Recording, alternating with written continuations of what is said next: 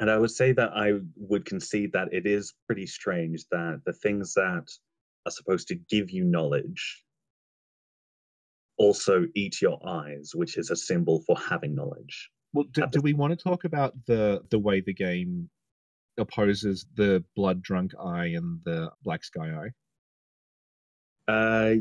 Yes, but I Okay. think you should do that because that's like your theory. Okay. Because it's like one of the first items you get in the DLC is the eye of a blood drunk hunter. And it says that like this is an eye that's gone rotten and it's like collapsed. So it's not it's like all mushy and then like disgusting. And that's because it's got vermin in it. Like all the blood drunk hunters have vermin in them, and that seems to be the cause of like what's happening to their eyes.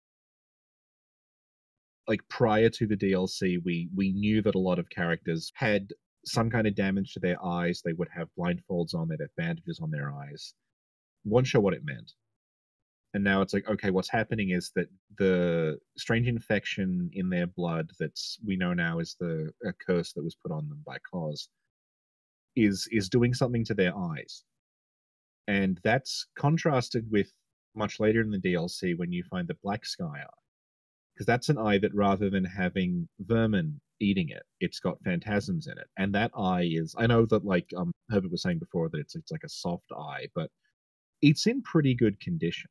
Like in comparison to the blood drunk eye. Like the blood drunk eye is like basically just a pile of slime that kind of looks like an eye. The black sky eye, on the other hand, like it's a pretty well preserved eyeball. It happens to have phantasms in it. So it's like the game is kind of suggesting this opposition between the vermin and the phantasm.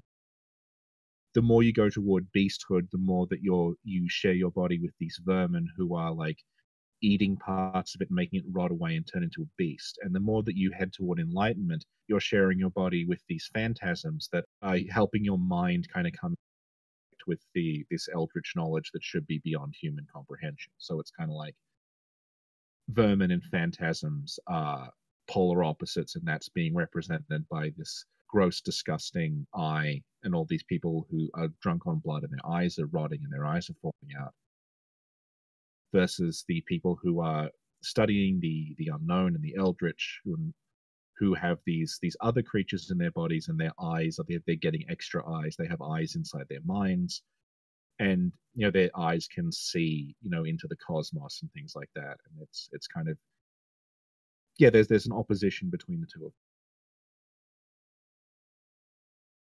them. The interesting thing about like the vermin and the curse of blood from Cos and things like that is that in the instruction manual that Bloodborne has, and it does actually have an instruction manual, it's just online and it doesn't come with the game, so nobody knows about it, but it's worth looking at. It mentions what the Scourge of the Beast does.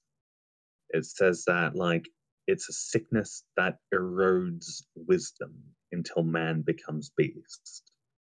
So like in terms of what vermin do, that works really, really, really well.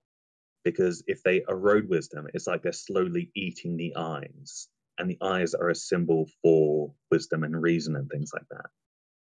So the Scourge of the Beast is vermin eating eyes and causing you to eventually go blood drunk, and then you become a beast.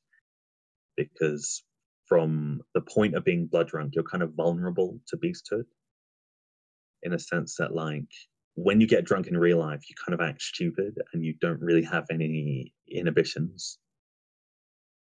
People can get a rise out of you easier and you can do stupid things easier. And that's kind of like a beastly behavior. And from there, it isn't that far to go until you like become a beast in Bloodborne. that fits with the way that Mikolash talks about like plant eyes in our brains to cleanse us of our beastly idiocy. Like he's conflating beasthood and stupidity. Yeah, and even further than that, I think he specifically says plant eyes on our brains. Yeah, which goes back to the like idea of phantasms eating lumen wood and phantasms being augurs of the great ones. So it's like give us the ability to feed phantasms so that we can come in contact with eldritch wisdom. rather than like being left to just being beastly and crap. Yeah, and then like the way that that Rom is vacuous, because he's saying like, you once granted eyes to Rom, but she's vacuous, so she wasn't as intelligent as me. So if you grant them to me, I will become, something better than Rom was. Right. And like the way that when Yosefka seems to be transforming under the blood, she's talking about like, I'm different, I'm chosen, I'm not a beast like everyone else is. Yeah, yeah.